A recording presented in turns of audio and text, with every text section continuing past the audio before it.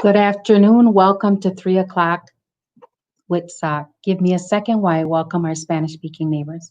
Buenas tardes. Gracias por estar con nosotros hoy. Si quieren acceso al programa en español, por favor marquen el número que aparece en la pantalla, que es 571-317-3122. Cuando le contestan su llamada, compartan el contraseña, que es 437-949-173. Welcome back this Tuesday, July 7th. We had taken a break yesterday, Monday, and Friday to give the staff a little bit of respite during the holiday weekend, but we're glad to be back with you. We have lots to report and we have an incredible program. My name is Tammy Rivera. I'm the Executive Director and Lead Organizer for Southside Organizing Center, SOC or SOC. Let me tell you what we have lined up for you this week. This week's theme is education, and so you don't want to miss this week. Even if you don't have kids in school, it's super important for us. Part of our taxes go to support our school system. Education impacts all of our life. The future of our life is in the hands of young folks coming up now, and we care deeply about them and their success. So we're all vested in the public school system. And as you know, this past spring, we have a referendum passed to bring greater funds into our public school system after them being stripped away, losing a lot of their funding over the years. And so we're looking forward to that investment of funds as well. Thursday, Dr. Keith Posley, our superintendent, is going to be back with us, along with Mr. Galvan, the regional superintendent. And we're going to be getting an update on all kinds of things, and including following up what's happening with the referendum, what's happening with COVID, what are their plans for the summer, how do you register, etc. And so we put a lot of work into making sure that you have access to our top officials and people in power. Super important to organizers that you have that access. And so we try to deliver that here in the forum, and we hope you take advantage of that. And then Friday, we have Alberto Maldonado, the director of the Roberto Hernandez Center from UW Milwaukee, talking about UW's plans, especially their plans to reach out to the Latino community. So you don't want to miss it. We have an excellent guest who I'll be introducing today, too. We'll be talking about bilingual education. And we still have hopes to bring on the special ed department from MPS, God willing, someone from there for tomorrow. If not, we'll have to roll it into next week. It's a very important topic, and we're really wanting to deliver that for our super fans from Alas. And so let me say hello real quick to our faithful souls here. Hola, Diana. Hola, Elsa. Hello, Marcia. Hi, Tina, part of my extended family. Hola, Marianne. Hola, Elsa. Hello, Charlie. Elsa, yeah, we're trying to get a response from the special ed department. So we still have hopes for that. And we'd like to tie that into then having you all on as well. And so maybe we'll have to do a whole week dedicated to special education and disabilities rights, etc.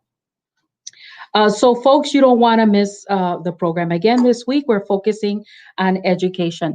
Before we start the program, I have to share a disclaimer that the views and opinions shared in the program don't necessarily reflect those of SOC. Those are the official things you have to take care of when you do programs. All right, I'm going to start with a couple of critical updates, and then I'm really excited to bring back, to have back on the program with us, Dr. Baez, who I'll introduce in a little bit.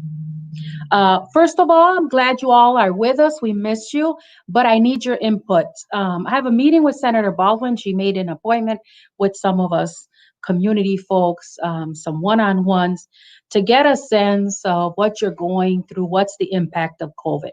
So can I ask you for some help here? Buenas tardes, Maria. will you please share what are your top 1, 2, 3 concerns about COVID today?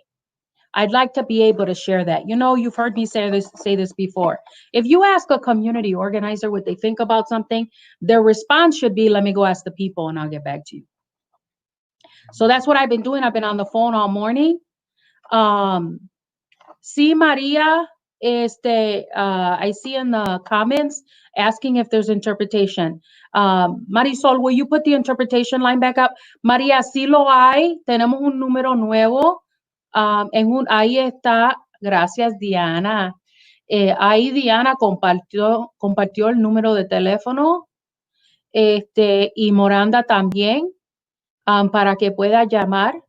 So I'm just sharing with her how to catch in on the interpretation. We share this program every day. We do it in English. We had our first all Spanish program last week, and you all can see our English and Spanish version dubbed over here on Facebook or on YouTube anytime you want to go back to it or share it. All right, back to my question of the day, mi gente, my people. Senator Baldwin wants to know what has been the impact of COVID. And so would you write in the comments the top 1, 2, or 3 concerns or impacts that COVID has had on your life or the people in your life? And if you do that, I will collect your comments and share them with the senator. And I need those now because we have to get them to her by the end of the day. And then I'm going to meet with her and share. Again, I want to share that we're in solidarity with the continued protesters and so proud, especially of the young people taking on that charge. We've had tons of activity over the 4th of July weekend, some very thoughtful and powerful works of art, as well as discussions, as well as protests, including a beautiful and pointed mural of Joel Acevedo on, I believe, 5th or 6th Street.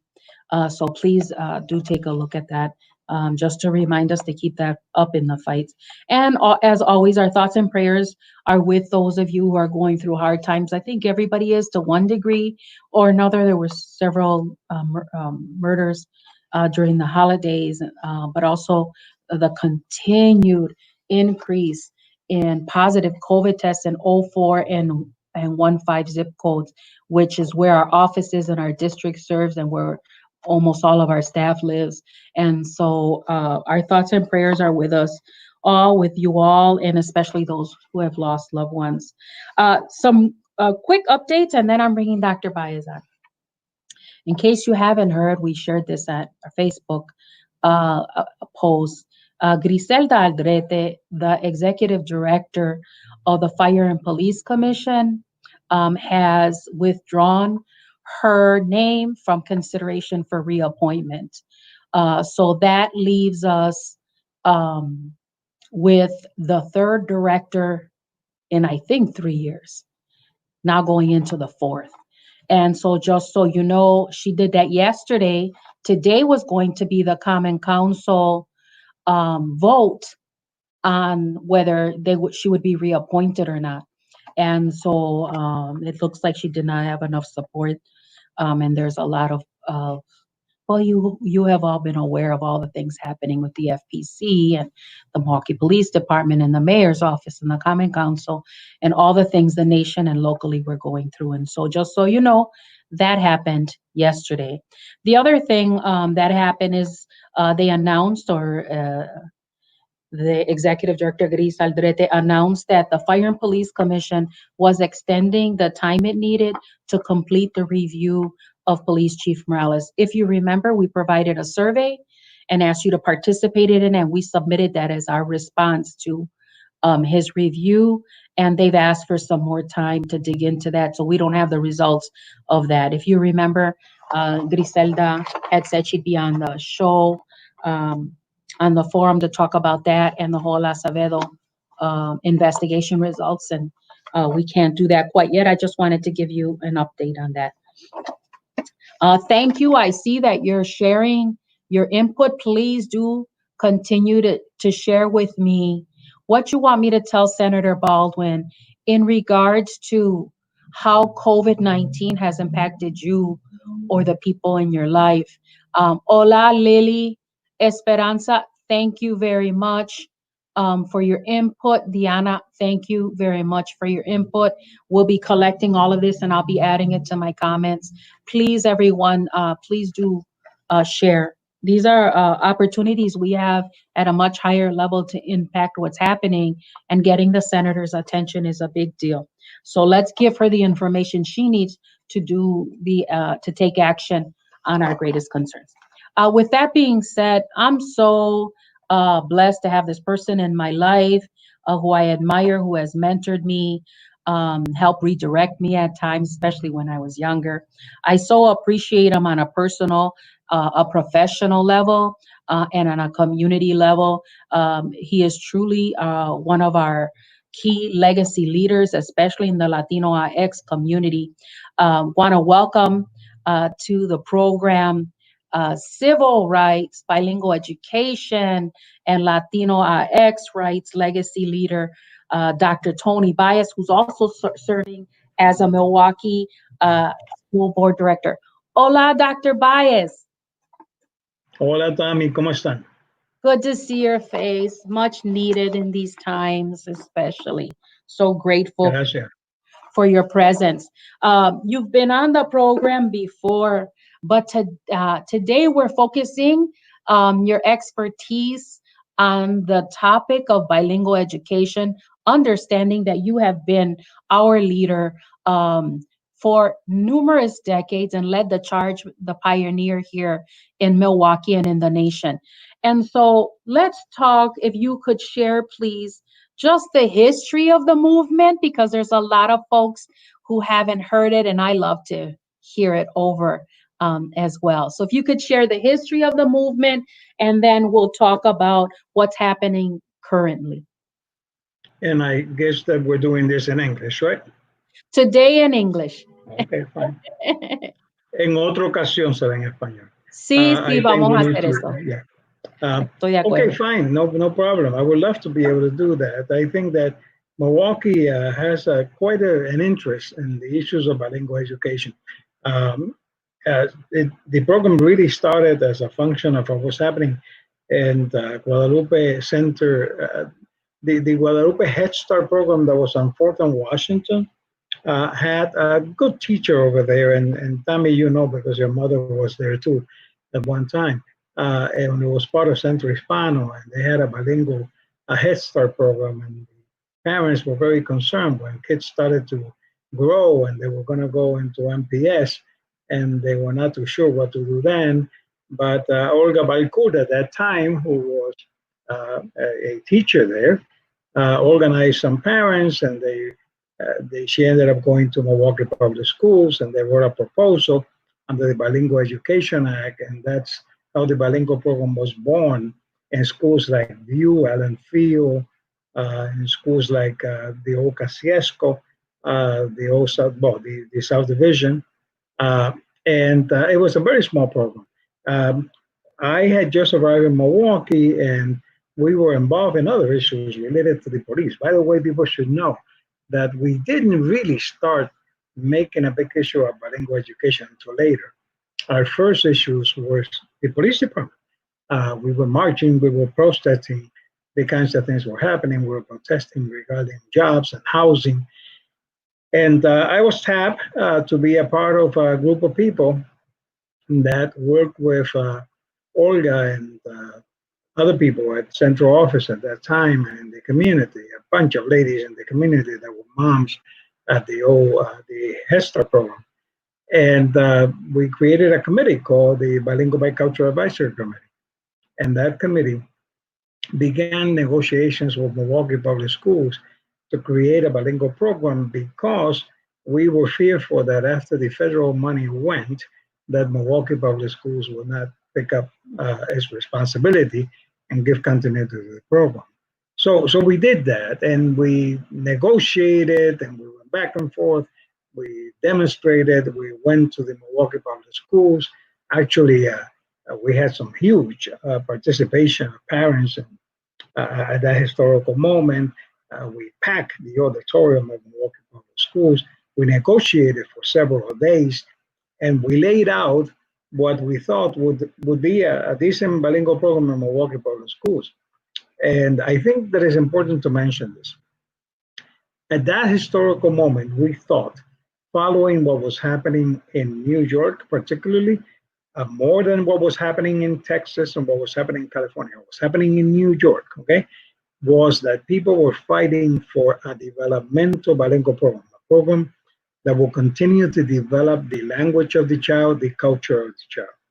Texas, California, and all of those other places in the Southwest, where you had the largest number of bilingual kids, kids of Hispanic descent, were still accepting the idea that we needed to have transitional bilingual education programs, because transitional bilingual education programs means that they begin in Spanish, they are taught in Spanish, they have bilingual programs until they learn English, and then they are dumped to swim in an English-only program. The Milwaukee program, because we had that mixture of Puerto Ricans and Mexican Americans, and we struggled together, we argued that the program here had to maintain the language and the culture. And so that you all know, the negotiations in Milwaukee led to that type of a program here in Milwaukee. And that program distinguished itself from all of the programs in the rest of the country, except the programs that have been established by the newly arrived Cubans in Miami. But they only did it in one school called Coral Gables. Okay, in Milwaukee, we decided to expand the bilingual program from 3 or 4 schools to about 14 or 15 schools at that historical moment.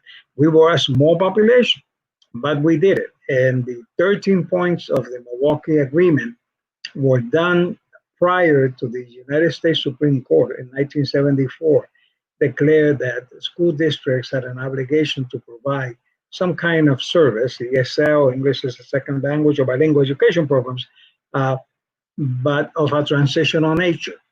We disagree with the U.S. Supreme Court on that here in Milwaukee, and we became known for having such disagreements. And people like Ricardo Fernandez and Lalo Valdez, and people like Roberto Hernandez and myself, Mercedes Rivas, Señora Jiménez, la Señora González, la Señora Espinosa, all of us became all of a sudden involved in politics at the national level, which we did not expect. But people from California and Texas and New York started to call us and send us tickets, actually, to participate in conferences and provide the Milwaukee perspective. So the Milwaukee perspective on bilingual education is very important. People should not undermine that. That is the kind of program we established, and the program grew, extended itself, and is the kind of program we have today, and I can talk about that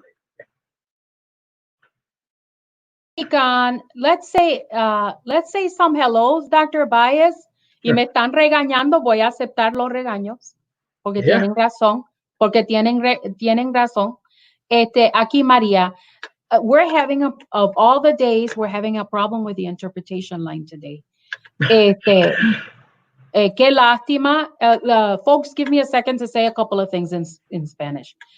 Qué lástima, lo siento mucho, mi gente, que la línea aparentemente de interpretar no está trabajando.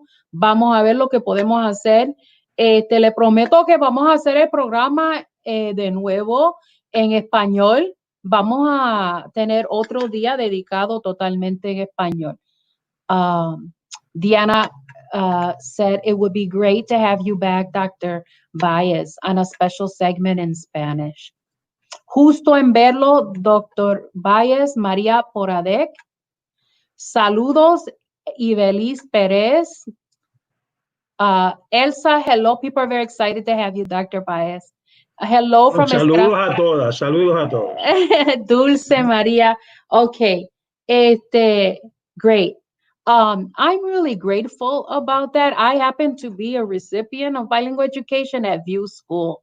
And I always say the reason that I can speak the level, the Spanglish that I do, que me puedo defender, is because I went to Guadalupe Head Start Center. I went to View School. And it was, my grandmother came every summer from Puerto Rico to take care of us. And let me tell you, she didn't allow anybody to speak English in our house during the summer. No one, not even guests. Entonces, because of that, I have the abilities, as limited as they are at times, to speak Spanish. So very grateful to you and everybody else. A lot of heart signs for you.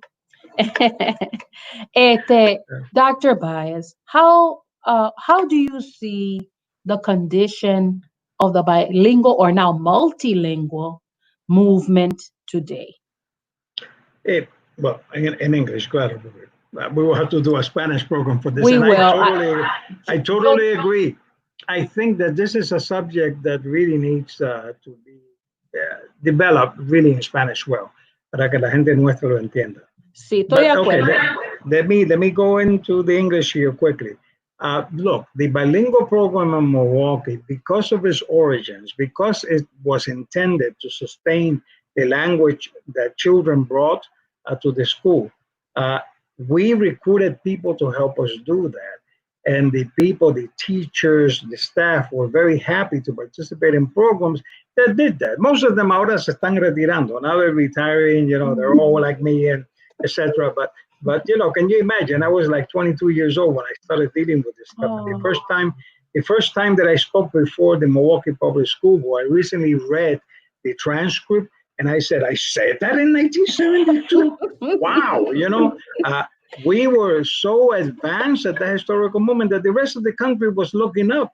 And actually the Milwaukee case, these points, we developed a 13-point program for Milwaukee bilingual programs that was passed by the board in 1974. Okay, this plan, the Milwaukee plan, became the foundation for a lot of the court cases that went all over the country. Okay, so when you had the Milwaukee case, for example, was the foundation of what happened in a case like Keys versus School District Number 1, which is the Denver program, a very famous program. It was the foundation of programs in the East Coast in many areas. Okay, the Cleveland, I was flown to Cleveland to help them put together a framework for bilingual education. Detroit, okay, I was flown to Detroit to do that. Okay, and then I was flown to, actually to California. Okay, I ended up in places like San Diego developing programs. Okay, and in San Francisco doing also that. So we did a lot of stuff that got this program going. What has the program done? People need to be very careful when we talk about bilingual education here in Milwaukee. In the origins of it, it was great. And it was great because most of the people working in Milwaukee public schools at that time were descendants of Germans whose language was suppressed. And they were angry that they didn't speak German because the schools, because of the Second World War, and the fear against Germans and the fear against Asians, etc., cut off their language learning. So these people supported us. I remember going to New Mexico in the early 70s, and somebody said, how could you guys do that in Milwaukee? You did an incredible effort in Milwaukee and created this bilingual program. Did you have a lot of fights? And I said, no, they just agreed to everything we put on the table. Okay? And they agreed because they like us. They thought that we were making sense. So the schools did support the program, but we were always secondary to a lot of other stuff. So in 1976, when the desegregation order came up, the court decided that Milwaukee had violated the rights of African-American children, and there was a major desegregation case. Actually, I have a book with Ricardo Fernandez on that issue that became a case study that was studied by schools of law in many places around the country because they wanted to see how a Latino community had handled the issue of desegregation. We went before the federal court.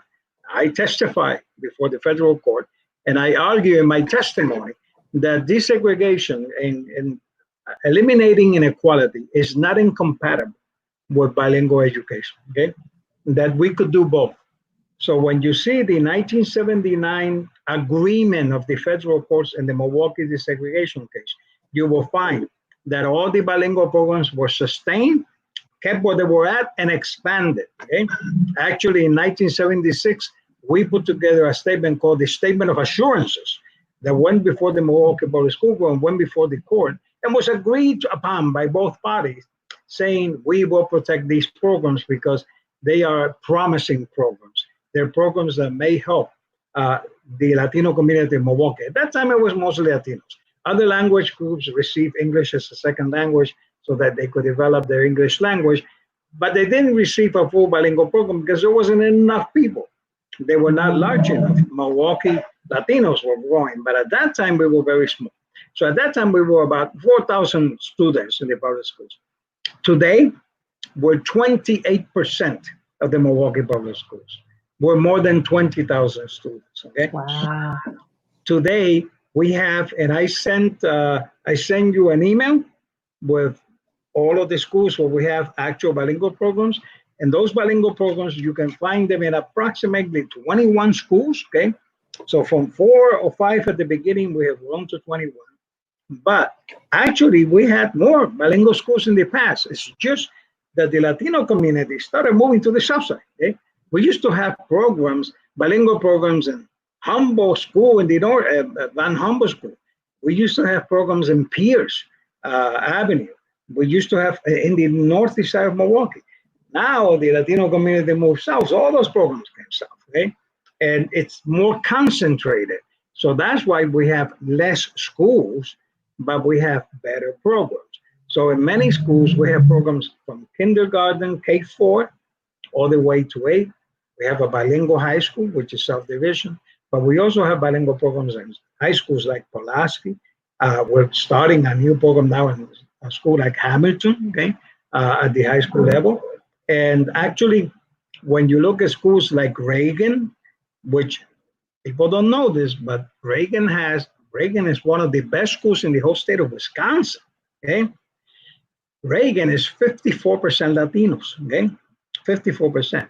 But they don't have a bilingual program because they're an IB program, a baccalaureate international, preparing advanced level students for big positions.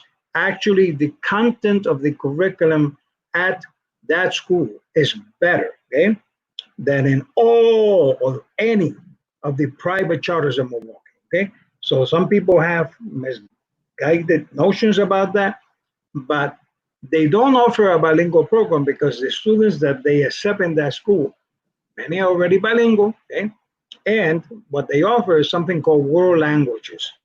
World languages is that they offer courses in Spanish to develop the Spanish language, and they continue to develop and prepare these kids for the future, okay? So we have now a bilingual program that is comprised of a developmental bilingual program in also these elementaries that I send you, okay? These elementaries are doing an exceptional job with these kids. And then we have some bilingual programs in the middle school and high school level. And then we have world languages and a lot of English as a second language for a lot of different populations, because our ethnic language populations are all over the place, okay? But let me say something about these bilingual programs at the elementary level. People, again, don't know that the refinement of these programs has been quite significant, okay? So you take a school like Alba, okay, over there by 31st and Mitchell, okay? Alba meets all expectations at the time. Alba is an integrated arts academy, one of the best in the state of Wisconsin. Totally bilingual. Since very early, these kids grow in bilingual skills all over the place, English and Spanish. Allen Field exceeds all expectations, okay? Longfellow exceeds expectations. Hayes, the one at the old Kosciuszko building, is a bilingual dual language school, which goes beyond the civil rights idea that we had to have bilingual programs because of the Civil Rights Act. No, they went beyond that. And by going beyond that, they are basically saying we will provide the protections and continue the civil rights stuff for kids that don't speak any English, but we will do a lot more. And everybody that comes to our schools has to be bilingual, okay? In the near South Side, we have a bunch of those experiences. Chicago, just on the street from where I live, exceeds expectations. So a study conducted by DPI a few years ago concluded that in about 8 of these, they took data from 8 schools in the near South Side, bilingual schools, and they found that when children arrive in those schools not knowing any English, they don't know any English. They go into bilingual programs since kindergarten. By the time they get to the 4th or 5th grade, they develop proficiency in English, they do well in English, and they do so well in Spanish that actually when kids in those programs take the state exams, they exceed English native speakers by about 35 to 40 points in state exams. People don't know the significance of that these kids are viewing the rest of the state as a miracle. Something is happening there, okay? So I always argue that we had civil rights help us, the civil rights movement, to sort of like move bilingual education, okay? But now what we have is that we gone beyond that. We have seen the acceptance that Milwaukee Public Schools has to do this, okay? Why are they going now into dual language programs? Because dual language means that we want to share our knowledge of language and culture with other groups, okay? We think it's a good thing to do. So in 2014, in the year 2014, we went to Milwaukee Public Schools with a resolution for bilingualism. The resolution passed unanimously in 2014. And the resolution spoke about the fact that we need to strengthen the programs in the North South Side, but we need to take the experience of the North South Side and spread it out throughout the city. So we began that. We've had back and forth in terms of that because people are still not convinced and they don't know. There's a lot of rhetoric and nonsense out there. For example, all voucher schools in Milwaukee, private schools, don't believe in bilingual education. They're English-only schools. So the only schools that are enriching kids to bilingualism are public schools.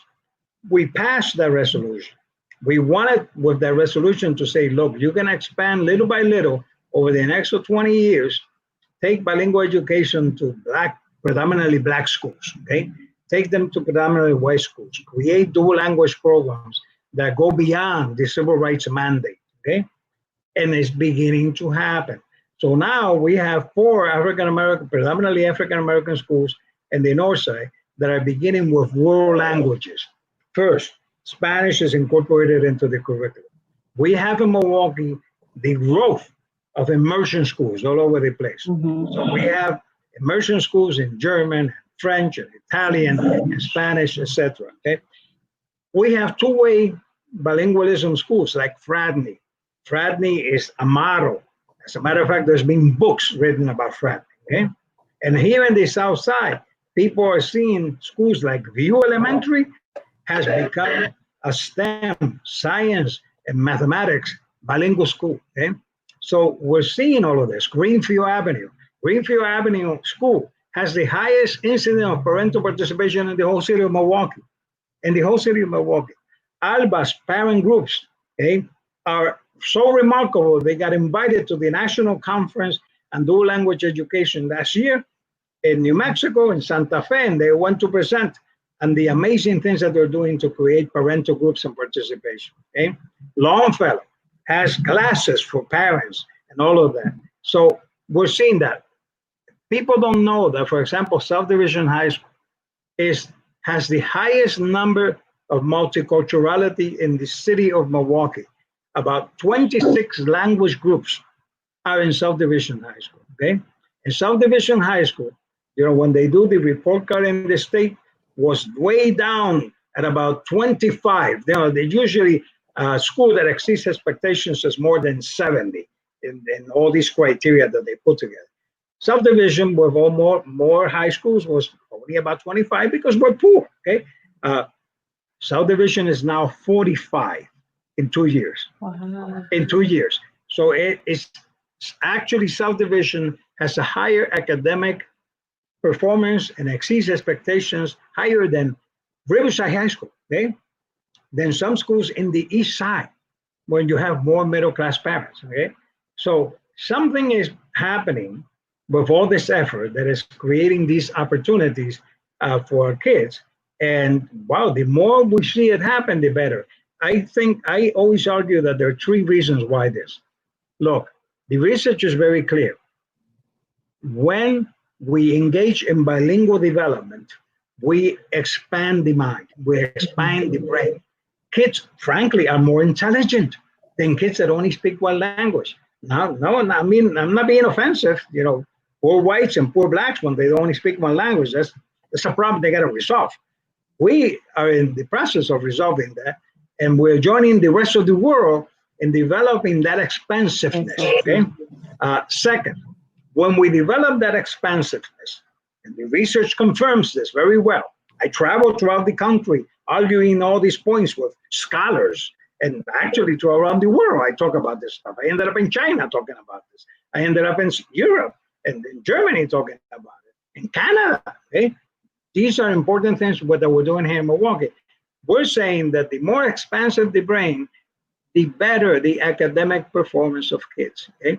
So these kids take these tests that are often racist tests, that are often tests that are really, kids have a hard time dealing with them because of this notion that they're created by big corporations. Okay? But the kids, they kick their butt. They continue to do it. Okay? So their expansiveness leads to better academic performance. And the third point that I make is that the more bilingual you are when you graduate, especially if you graduate with the CO biliteracy that we have now in Milwaukee and in other parts of the country, you earn more money. Okay? Studies have been done, economic studies that show at the national level that kids that develop their bilinguality and retain it, when they join the markets, the job markets, on average make $3,000 more at the outset, okay, than people who only speak English, because the world is becoming smaller. So those three things are critical: the brain development, the capacity, the academic stuff that we're doing, and then this. And I keep on telling Milwaukee Public Schools, if you want to resolve some of the accusations that your academic performance is not good enough, get bilingual education into every school in the district, because it's an economic and academic advantage for kids when they're able to develop their bilinguality. Dr. Baez, you mentioned that in 2014 they passed, or they accepted bilingual education. And then I remember a couple years back that you were asking us to support the financing of it in the budget. Because it lagged, right? Like the decision was made to do it, but the money has to be there to make it happen. We got about 2 or 3 minutes left here. Could you tell us where that stands? Is it financed now, or where are we in the process of being able to implement a district-wide program? Okay, I need to make a distinction here. No, the finances of the bilingual program are fine. Okay. They have been in development. Actually, this year in the budget, more money was put in every bilingual school. Every bilingual school is doing much better. They're hiring more people. The problem is that we don't have enough bilingual teachers. The problem is that we don't have enough bilingual administrators. That is not just a function of the budget. It's a function of the market. The capacity that we have. For example, teachers in Texas and California and New York and Florida, they get, offers that are better than in Milwaukee, okay? So they stay there. And, Latinos, they're going to warm places. Why come to Milwaukee, okay? So I love Milwaukee. But now they have options. They can go to the Southwest, etc. No, the bilingual program funding, okay, is not at its best, but is moving up, okay? Where we find the difference is in the resources invested by Milwaukee Public Schools in the preparation of bilingual teachers. So the motions that you saw that I put before the school board, which all passed, by the way. Sí, yo me recuerdo. Yes, I remember. They're motions and resolutions to increase the amount of dollars that go to preparing bilingual teachers, that we start. Instead of going to Spain to recruit, and I have nothing against Spain and other places, I'm saying instead of going to other countries, there's a whole mess of bilingual paraprofessionals in the public schools. These paraprofessionals are working 30 hours a week. They are moms, most of them with children and what have you, A high number of them have bachelor's degrees that they brought from their own countries or from here, okay? But they don't have bilingual certification, okay? They need to do courses to become, courses on methodology, courses on culture and history, courses that really develop them better as teachers. What I did was introduce resolutions so the Milwaukee Public Schools would create a program. We call it the Bilingual Initiative Teacher Development Program, Los Maestros de Mañana, right?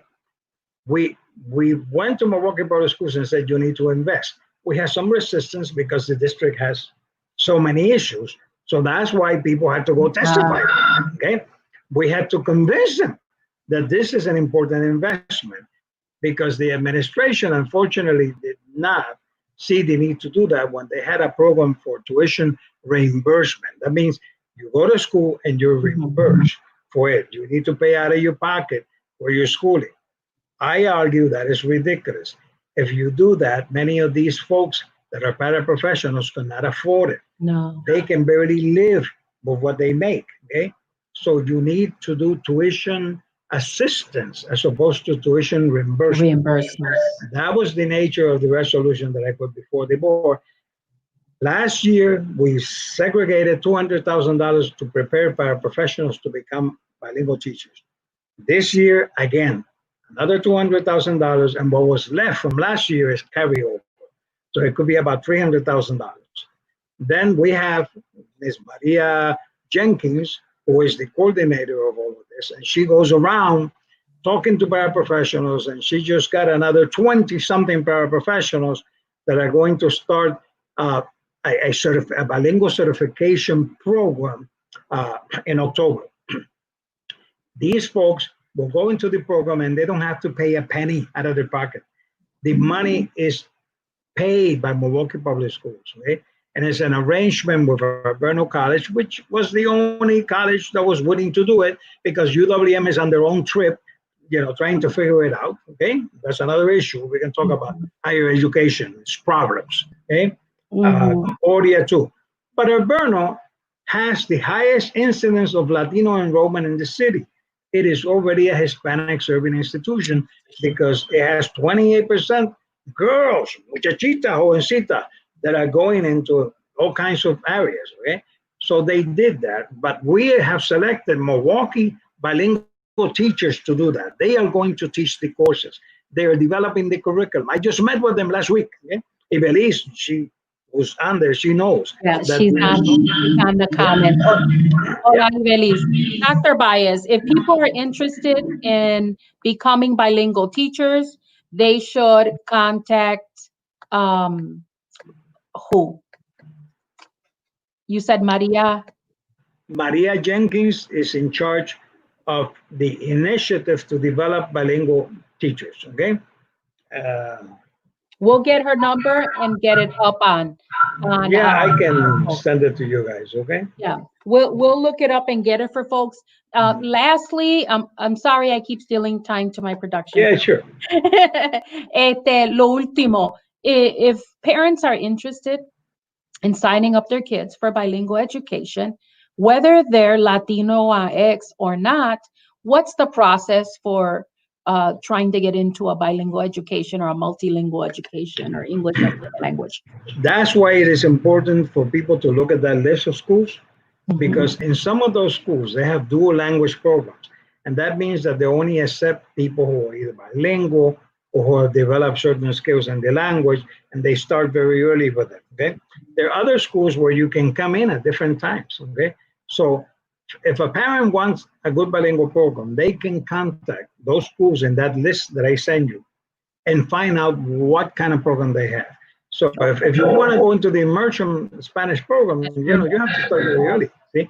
If you want to go to South Division, you can enroll at any time because they have courses that connect you into the bilingual activity, multicultural activity.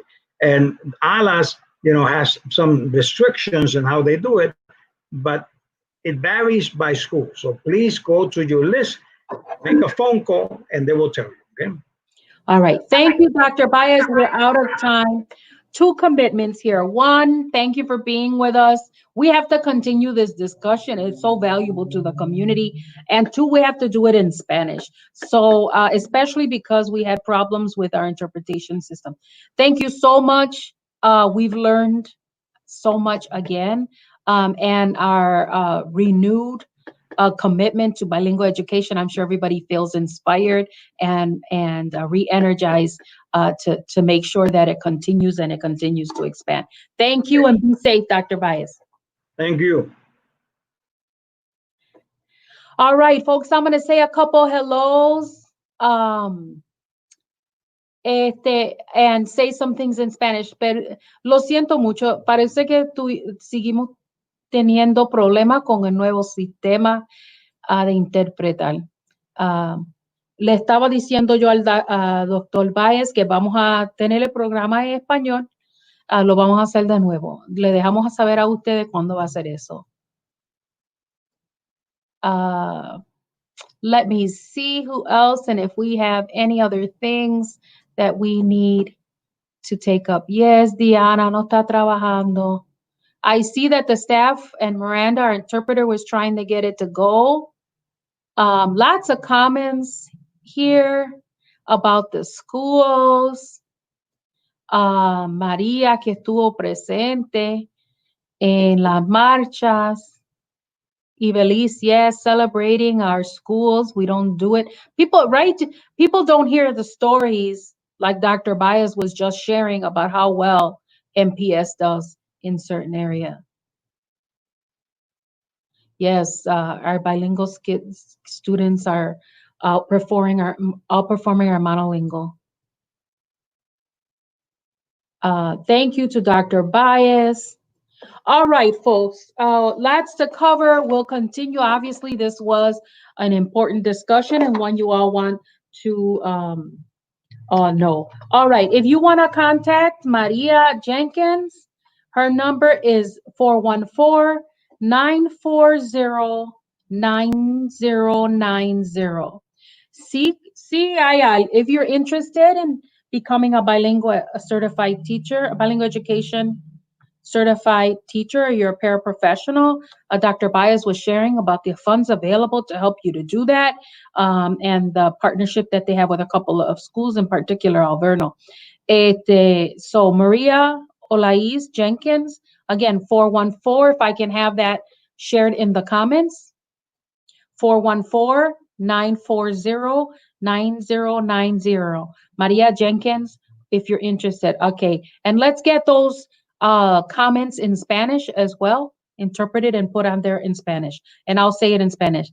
Si ustedes están interesados en tener la certificación de educación bilingüe, pueden conectarse con María Jenkins. El número aparece ahí en los comentarios y es 414-940-9090. 414-940-9090. All right, folks, let's go on. We want to hear and bring on Marlene Zaran, our coronavirus coordinator and our form coordinator, to give us an update on COVID-19.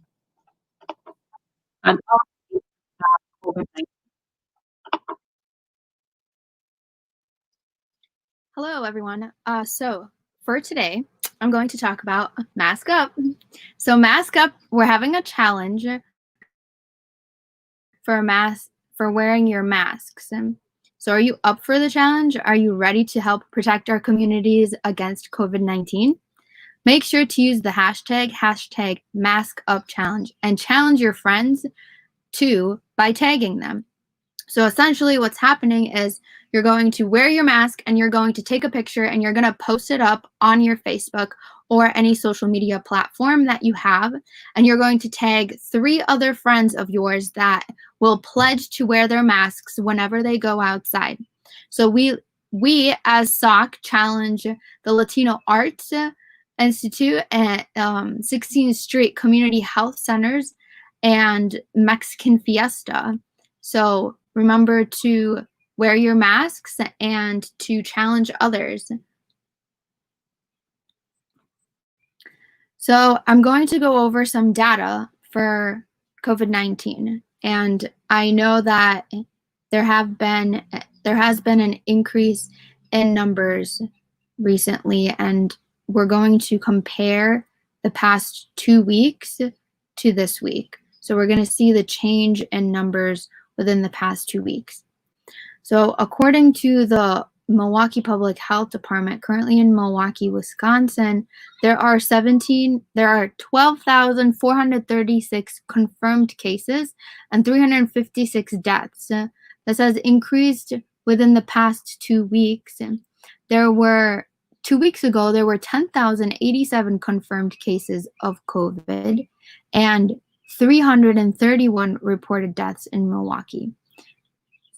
So that's, if you compare that to each other, going from 10,000 to 12,000, that's essentially an 8% increase in deaths, and it's a 23% increase in the number of cases in the past 2 weeks. So if you look at here in the graph, if you look at the confirmed case count by race and ethnicity in Milwaukee, we're going to primarily talk about the highest numbers. The highest number of cases has increased in the Latinx population in the past 2 weeks drastically. The Latinx population was at 2,400 confirmed cases 2 weeks ago. Today, we have 4,384 cases. That's an 82% increase in the number of cases in just 2 weeks.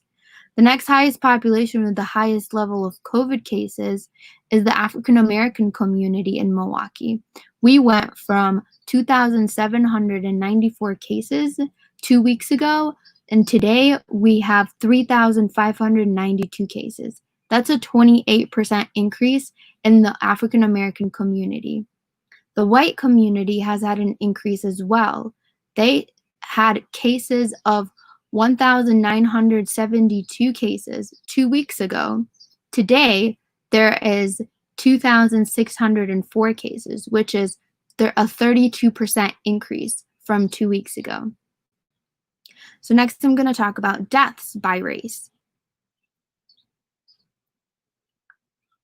So today, there are 151 deaths from the white community, 143 deaths from the African American community, and 49 deaths from the Latino OAX community.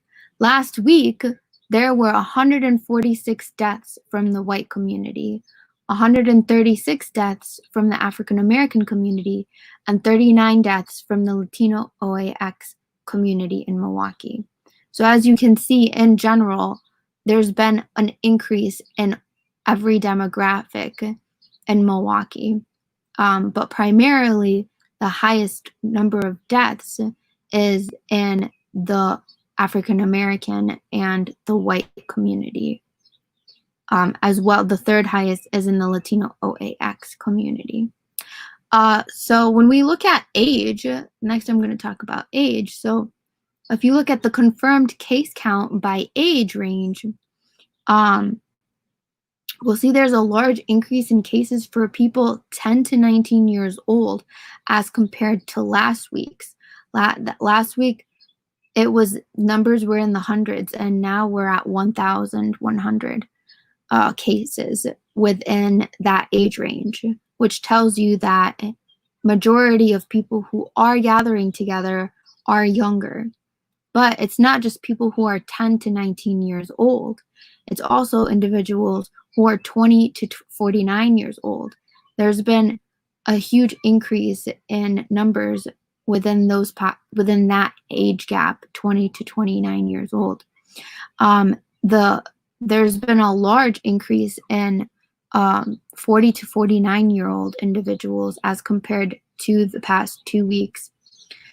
Individuals who are 20 to 29 and 30 to 39, the numbers haven't shifted much, but it's still very, very high at 2,400, which is not good for us right now.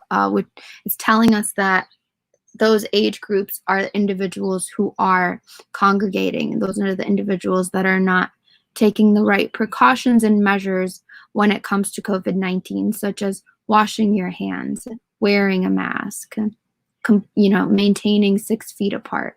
Those are definitely small moves that we can make and we can take on a daily basis in order to stop the spread of COVID.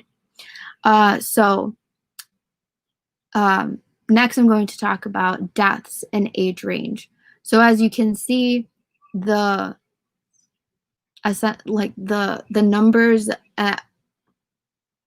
haven't changed very much, but it's still, the highest is still in ages 80 and up, and those who are 70 to 79 and 60 to 69 years old, those individuals, those numbers have increased drastically. If you take a look to the other side of the graph, you'll see that 20 to 29-year-old cases have increased.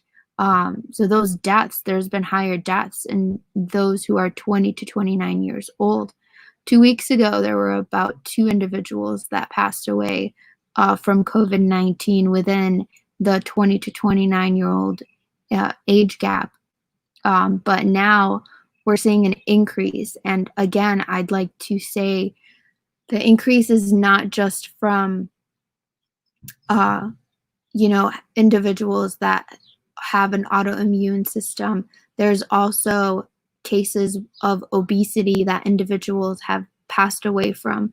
There's cases where young individuals are not aware that they have COVID-19 or that they have health issues to begin with. And so that starts that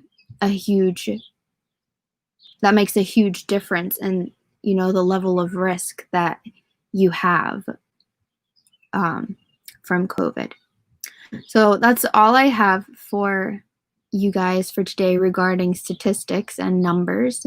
But as you can see, numbers have increased and we need to keep taking precautions. I know that we are in phase 4, but because we are in phase 4, it does not mean we are allowed to congregate freely and hug each other and shake hands with one another. You need to maintain 6 feet apart, and it's not only for yourself, but you're also protecting the loved ones that you do want to see. And I understand it is very hard to do that at this moment, but it's important that we persevere and we continue on this journey, even though it might be a temporary one for now. We can handle it. So if you do have a fever of 100 degrees and above, if you have a cough or if you have shortness of breath, you need to be sure to go to your nearest testing facility. So the symptoms that you get, they may start to appear within 2 to 14 days after you've been exposed to COVID-19. You need to seek medical advice if you develop symptoms and have been in close contact with a person known to have COVID-19, or if you live in or have recently been in an area with ongoing spread of COVID-19. I'd like to let everyone know that in Milwaukee, the Wisconsin National Guard is conducting free COVID-19 testing for anyone ages 5 and older. Regardless of symptoms, drive-through and walk-up testing is available Monday through Thursday from 11 a.m. to 7 p.m., Friday and Saturday from 11 a.m. to 5 p.m. No appointment is needed, and no proof of citizenship or ID is needed as well. The address for the UMOS site, which is located on the south side, is at 2701 South Chase Avenue. And now I will be bringing Tammy back on. Thank you for that update. Marlene, lots of important information. Marlene checks the county dashboard For COVID, the health department reports, that's where we get our reports from, just in case you're wondering about the source of information. And so that's where we're getting an update. And then in terms of her referencing phase four, Milwaukee has a plan for reopening that has 5 phases. And so when she says phase 4, that's where we're the stage that we're at. And I'll have her update you real briefly tomorrow on what the 5 different stages are. And then on Thursday, we have the health department with us to speak in more detail about that. All right, folks, just trying to give you facts and information you can use about COVID-19. With that, I want to ask one last time. I mentioned earlier in the program that Senator Baldwin, our senator for our area, is meeting, doing one-on-one meetings with local grassroots and other leaders. And I have some time scheduled with her. And her question is, how has COVID impacted you, our residents, our neighbors, our community members, and your loved ones? And I want to be able to share what your top concerns or the impacts on you have been. So please do share that here in the comments. I'll be collecting those along with the other lists that I've gotten from the staff from servicing, from our programs and services. So please do share what have been your top concerns or the top couple of ways that COVID has impacted you. I'm going to say it in Spanish since we're having problems with our interpretation. Give me a second. Mi gente, estaba yo comentando que la senadora Baldwin está haciendo citas con los líderes de organizaciones como nosotros, organizaciones de base. Y la pregunta que ella tiene es, ¿cómo está afectando COVID a nuestros residentes y sus familias? Ella quiere saber cuáles son los asuntos más urgentes para ustedes para poder tomar acción. So, si me hacen el favor de compartir aquí en los comentarios cuáles son los 1, 2, 3 asuntos más graves, más impactados por el COVID. Para ustedes, yo puedo compartir esa información con ella que va a tomar acción. So, por favor, hoy se lo tengo que entregar. También yo le he preguntado a mi personal que están dando programas y servicios con los residentes que ellos han oído de parte de ustedes. So, por favor, comparten para yo poder compartir con la senadora. All right. Thank you, folks, for being with us. I want to remind you that if you appreciated this program, if it was helpful to you in any way, I just asked 3 or 4 minutes of your time. And what I'd like you to do is fill out our daily survey. If I can have the staff put it in the comments. And there you can tell us what was helpful about today, what things you want us to continue to do, and things you want us to change or to add. I'm hearing you clearly. We need to have more Spanish language program, and we're going to do that. Los estoy oyendo, mi gente. Vamos a tener regularmente, o por lo menos un programa en español. So pueden tener esa esperanza de parte de nosotros. All right. So please fill out the survey. Please be safe, and